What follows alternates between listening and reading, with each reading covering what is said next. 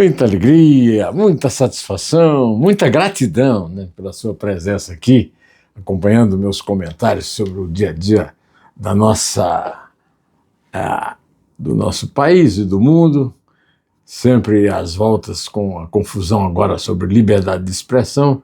Eu volto a fazer um comentário que, se você gostar, eu peço que faça aí um like, né? Se não for inscrito no canal, se inscreva no canal e dê o like. Agora, se quiser comentar, olha, você não sabe o prazer que eu tenho em ler comentários aqui desses meus vídeos, tá? Então, comente, tá? Pois então, agora, logo, bem, um pouquinho antes de eu resolver fazer esse comentário, o Departamento de Estado americano soltou seu tradicional documento anual a respeito da situação dos direitos humanos em relação especificamente com os Estados Unidos, né, no mundo todo, né. Desta vez,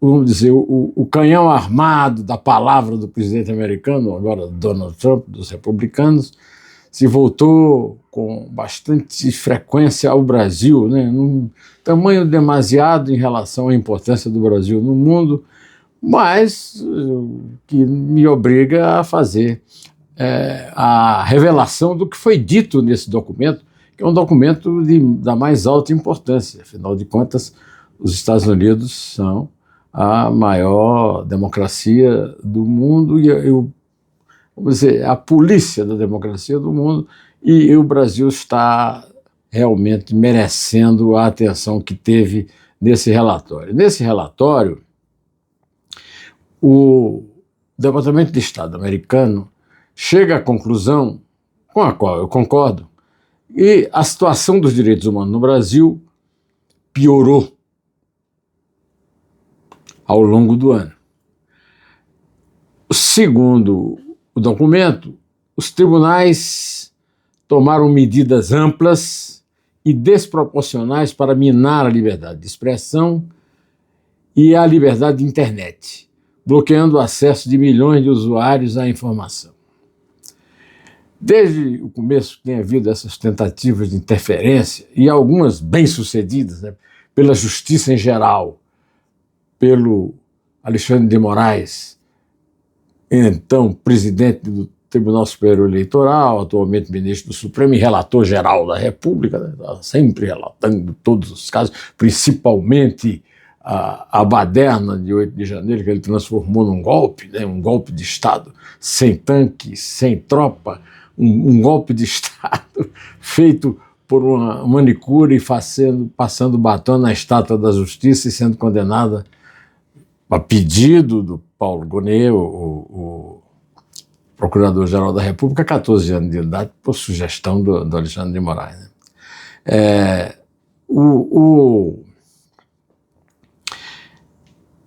Esse ponto específico tratado no documento já foi tratado aqui em vários momentos por mim. Seria deixar passar barato eu não citar isso, porque é da maior importância. Eu sempre disse que toda intervenção em rede social, ela não atinge a empresa que a domina. Então, a empresa americana, não. Ela atinge o cidadão brasileiro, você, eu, nós que não somos da casta, nós que somos da rafameia, que paga impostos, é que pagamos a conta e é que somos censurados. Nós somos impedidos de ver o que a Constituição garante que nós tenhamos que ver, né? Para apoiar a sua afirmação pesada, o documento lembra que o governo suprimiu discursos politicamente desfavoráveis, alegando que constituía um discurso de ódio, um termo vago e desvinculado do direito internacional dos direitos humanos. E procurou um dado específico da realidade, do noticiário, do dia a dia, em declarações do chefe do Executivo. Eu não sei se é o presidente da República, porque ele divide o poder da República com o presidente da da Câmara dos Deputados, apesar de este aqui, o Hugo Mota, está bastante enfraquecido depois do motim em que os defensores da abertura de uma anistia e de um processo contra Alexandre de Moraes fizeram para impedir o funcionamento da sessão, aliás, das sessões da Câmara e do Senado, né? Não foi só o Davi Alcolumbre também foi vítima do mesmo assalto, né? Mas aí, o que é que o documento diz? O documento diz que Lula, no dia 18 de fevereiro de 2024, disse que o que está acontecendo na faixa de Gaza é um genocídio. Eu também já tive muita oportunidade de comentar isso, apelando inclusive para o velho pai dos burros, né? Que genocídio é o assassinato contínuo e permanente de um povo, de uma comunidade. O grande exemplo disso, o primeiro grande exemplo disso, foi o massacre dos armênios pela Turquia, que agora anda fazendo manifestações pela liberdade da faixa de Gaza e tal. Mesmo motivo que movimenta Lula da Silva, cuja mulher Janja é amiga da mulher do Erdogan, que é o presidente da Turquia, e não sabe, né? O casal não sabe, por exemplo, quem inventou o campo de concentração não foram os alemães, foram os turcos no massacre dos armênios, onde foi praticado sim um genocídio, não foi extinta, foi muito reduzida uma raça, um povo, o que foi o caso dos judeus sacrificados no nazismo de Hitler. 6 milhões de judeus que foram, inclusive, o motivo de uma guerra mundial, né? O Hitler, na sua tentativa de ganhar o mundo, primeiro conquistou o poder adotando a ideologia podre, né, do genocídio, né? Querer matar uma raça inteira, né? E do antissemitismo, essa raça se arrata a raça semita, né? O presidente Lula declarou que o que está acontecendo na faixa de Gaza é um genocídio. Em seu discurso, ele comparou a situação da Palestina com quando Hitler decidiu matar os judeus. E nisso o documento não cita, mas o Lula fez um repeteco, porque ele já tinha se referido ao Holocausto como um exemplo a dar do que estava acontecendo em Gaza, o que é uma coisa absolutamente fora de sentido de uma pessoa que não tem a menor informação de nada, que é uma pessoa de conhecimento muito escasso da história e da geografia, né? Outro ponto ao qual eu tenho me referido bastante aqui, e o documento trata, é o da repressão ampla dos discursos nas redes sociais no Brasil, né? Segundo o documento do Departamento de Estado dos Estados Unidos, o governo, ou seja, o Lula e o Alexandre de Moraes são os personagens principais desse documento, né? Bloqueou o acesso dos brasileiros a informações e pontos de vista, é aquilo que eu me referi. Não é a empresa que paga o pato, é o ouvinte, é o leitor, é o telespectador, é o seguidor da rede, né? Da rede de informação.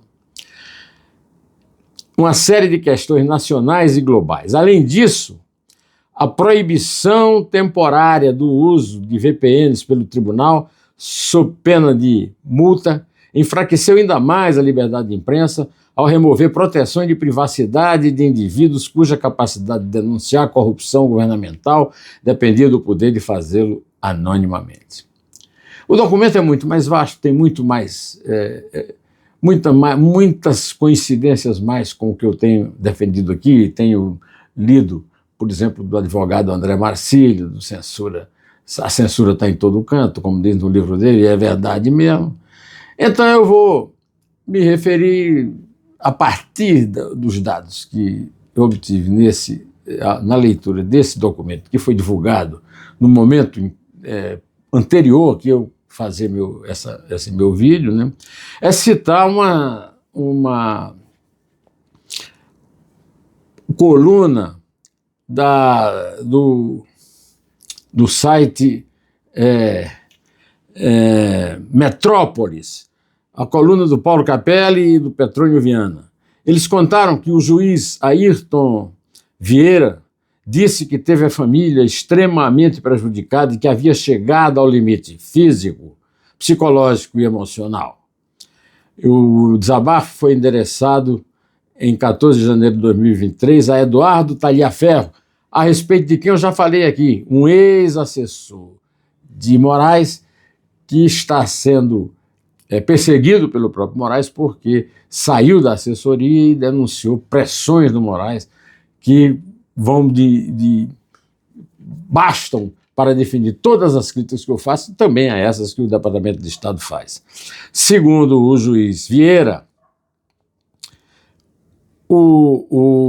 escreveu em 14 de janeiro de 2023 Eduardo Taliaferro, e o Eduardo Taliaferro já divulgou, usando para isso, procurou os meios de comunicação, mas somente assim, o Metrópolis, um ou outro vídeo que faz isso, os jornais.